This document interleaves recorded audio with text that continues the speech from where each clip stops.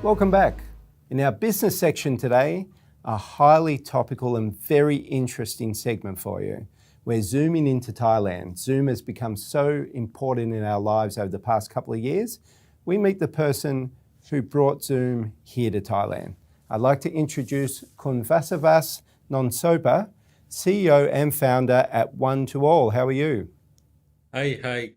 Good afternoon, good morning, everybody. So thank you very much for letting me be here today. I'm good, excellent. Just back from my 2 weeks Australian vacation. Excellent. Very happy to be back after 15 years, 20 years. That's amazing. I'm a little jealous. I'm keen to go back to Australia soon myself. And as you mentioned, 15 years ago, you were in Australia. You've come into Austcham as an Australian alumni, winning an award at the recent Australian Alumni Awards. Let's start with that before we move on to Zoom. Can you tell us about your time in Australia as a student? Where did you study? What was your experience? No, that's could be like 20 years back. Wow. Even before Sydney 2000. Remember, Sydney 2000 was an Olympic then, right? Held That's right. in Sydney. So yeah, I was there in Sydney 2000. I was graduated from University of New South Wales. I did my high school in one of the school in Sydney in Bondi Beach. Right. It was then called Presbyterian High School. Then I managed to get into University of New South Wales as the mechanical engineering student. So, but after 2 years, I decided to focus on naval architecture, which is about shipbuilding. Why? Because that's the reason why I come to Australia to study. It's about naval architect to actually continue my father business. Yeah, he have found a shipyard in Thailand. He built ships for Navy and he want me to be following his footsteps in Thailand. Wow. And that's the reason. So I spent 4 years, 2 years in mechanical, another 2 years in naval architect. After graduated, I managed to get a decent jobs. Is one of the engineers in Australian defense industry. Now not too far from Kingsford. So as the drafting engineers, so it's very lucky they took me in. And I was working with Australian navies and Navy for almost 2 years, and that's my life there. And I think I got an offer again in New Zealand. One of the shipyard yacht owner, they have their own shipyard and they want engineers to help them to designing their yacht. So I decided to move to New Zealand later to work there. So, but in total, it's about 9 years in Australia. Really like it. Why? I think the reason I'm here today, I'm becoming a successful business is because I got everything from Australia. My background, my logical thinking, which I got it from while I was in university. English language definitely, and also and friends which I had during Australia mostly are not Thai. Strangely, because what I'm studying and the university I'm actually attending is very little Thai students. So I pretty much alone and always spend my time with foreigners like Australian as well, and together with Indonesian, Malaysian, things like that. Wow. Yeah. So a great cultural experience in Australia. Yeah, that's definitely. Okay. And just for our audience, I have to ask you obviously preferred Australia to New Zealand when you did have to go to New Zealand, right? Yeah, 9 years in Australia, it just become my home. I really don't want to go anywhere. Really, even back to Thailand, I still don't want to come back to Thailand because you get so used to it. You like the life there so much. But career is important. I want to expand my development further. So career development. So yeah, I want to have a better others experience as well. Before eventually, yeah, I will be back to Thailand eventually. So that's why. Uh, so I decided to move to New Zealand and work there. Oh, good. It sounds like a very interesting early career you had with naval architecture and the boat building essentially. Returning then to Thailand, can you tell us about how you've gone from returning to Thailand to the Zoom official partner? Yeah, the story is like I didn't want to come to Thailand, but my dad called me one day and say, "Hey, Vasavas, you better come back. I have a project with Pakistani Navy. I need you to be a leader for this project." Oh, okay.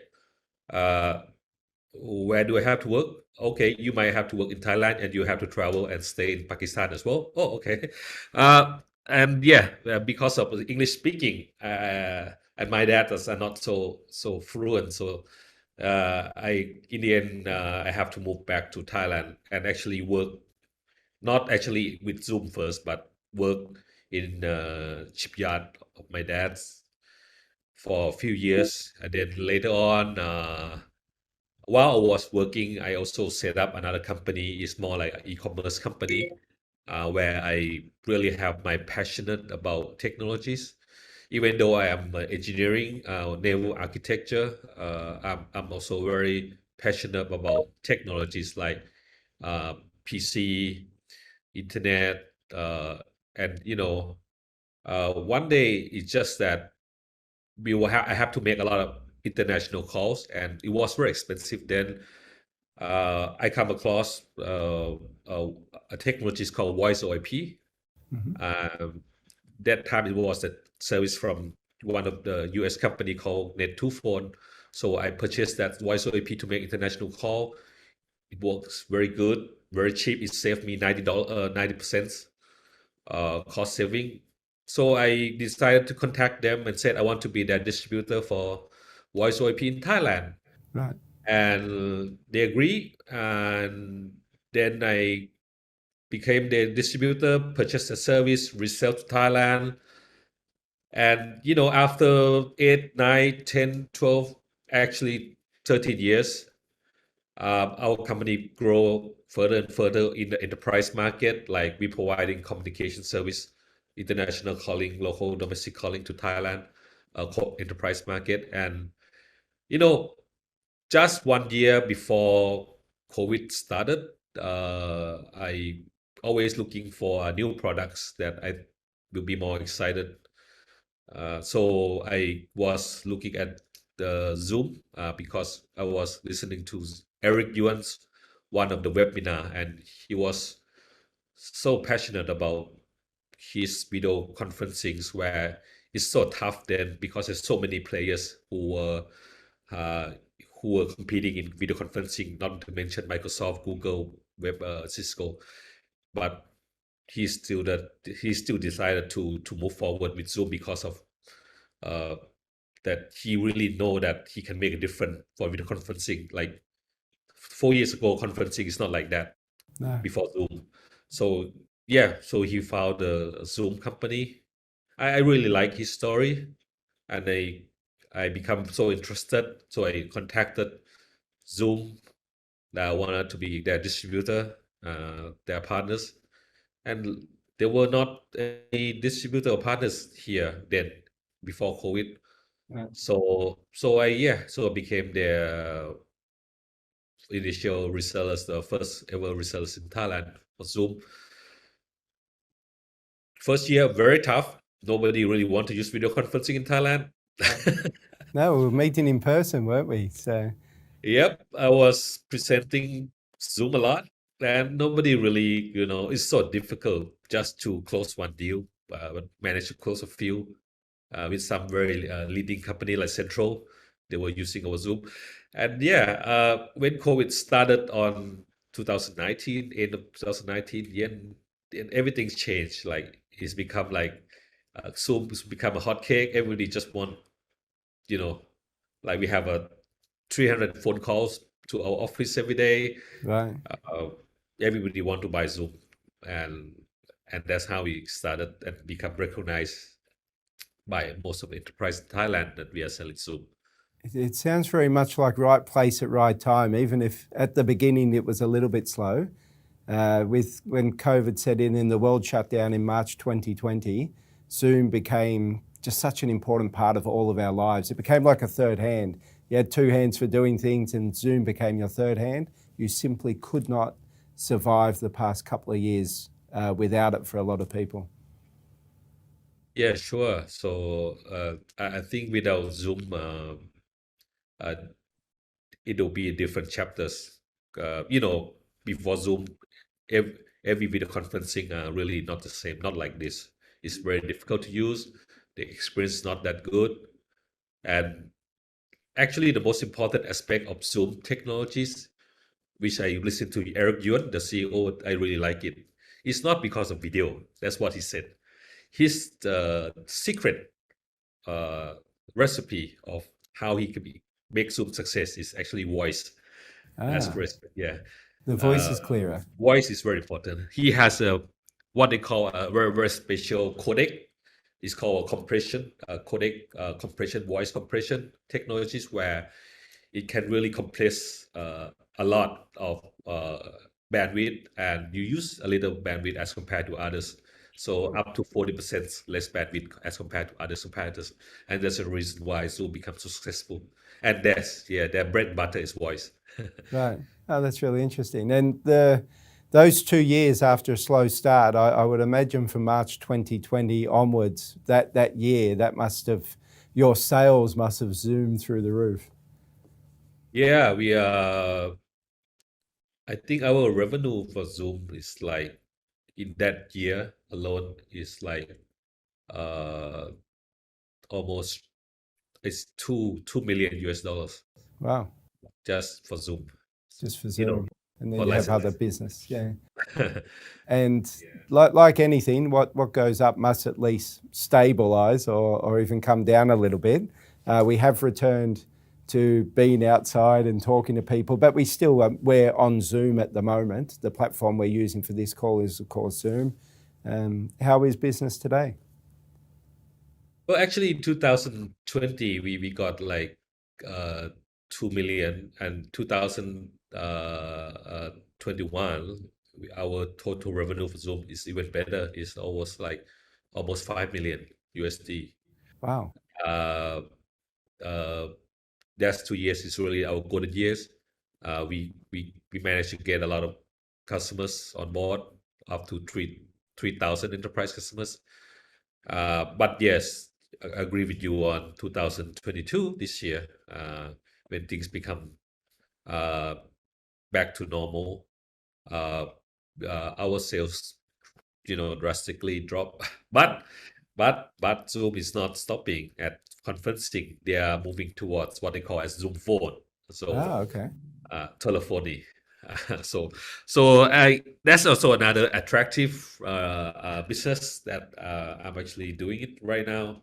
So it's providing a telephony service to enterprise besides video conferencing service. So this is the revenue that compensating for the loss of conferencing this year. So up to today is still not too bad for the total revenue. But yeah, conferencing at least a lot, especially with smaller customers. For large enterprise, they are still okay. Like, they don't really want it to change that much, or either they might have Microsoft Teams, they might have WebEx, and they also have Zoom. So it doesn't matter which customer wanted to talk to them, they still have license available to talk to the outside customer. Right. So we have a slight drop from enterprise, but for the SMB, quite a big drop for SMB market. But it was such an important part of our lives for 2 years. I'd imagine it will still even if there is less frequency, it will still play an important part for many years to come. And it's very interesting to hear the product expansion plans for Zoom as well. We certainly look forward to seeing that developing and learning more about that in the future.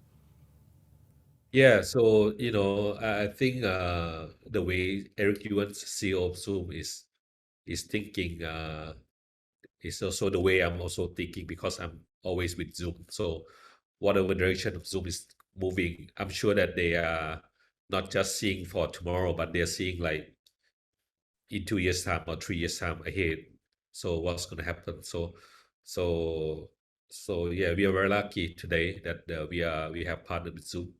It also changed our business completely, from only voice OIP like telephony to conferencing. So and yeah, we had a lot of customers, and now not just providing Zoom solution. Now we are providing a lot of solution to our enterprise, like conferencing service, meeting room, all that additional solution that we're providing to our existing customer.